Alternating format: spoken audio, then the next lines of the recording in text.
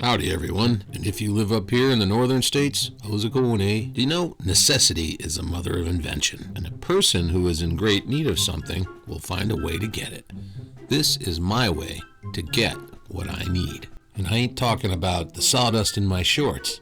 I'm talking about the beans and bullets necessary to, have a regular old life. My life is very regular and very irregular at the same time. Now, I wouldn't say my life is abnormal, but it certainly isn't normal. Well, at least not to most people. My brothers and sisters in Saw, however, they get it. They understand where I'm coming from. And that's why they're the coolest people in the world. That's right, I'm not picking favorites or nothing, but the best people I know carve things with chainsaws. That's all I'm saying. Well, let's address the elephant in the room, shall we? And I'm not talking about the guy with his back to you right now. I'm talking about the bear.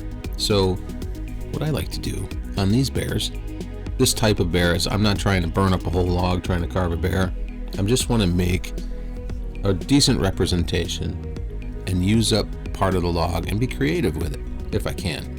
And then make it simple, make it unique, at least unique enough to sell, and make whoever's buying it happy they bought it. Besides that, it's the end of February and it's been a really slow few months, so I figured I'd just get out there with my handy dandy chainsaws and try to make something that someone might like. That's the trick, is getting past what you want to do sometimes and do what you have to do. And in my eyes, I have to carve this bear. I must carve this bear. So one of the critical things I like to talk about is when do you pull the plug, and how do you finish something that you really don't have a lot of time to do, but you still want to get it done and make it look nice. And this is my variation of my own furring technique that I'm sure some people use a variation of this one as well. But to me, it's all about, well, here you can see it's burned and now I'm brushing it. You can see basically the finished, or not finished, but the subtlety that I was looking for in just some basic cuts. Basically, think Christmas trees, guys and gals. Think Christmas trees, whatever. And then soften them up, and then you got some decent fur going. And there I am. I just put on a latex, and I'm going over that with the coloration, my rattle can coloration. And just remember, when you're doing this type of dry brush, don't be afraid to go back over it with a little black. If you took it too far in one area, you can just keep messing with it. That's one of the reasons why I really like using the dry brush technique. And here I am just cleaning up the little paint spray over the edge, getting it cleaned up a little bit.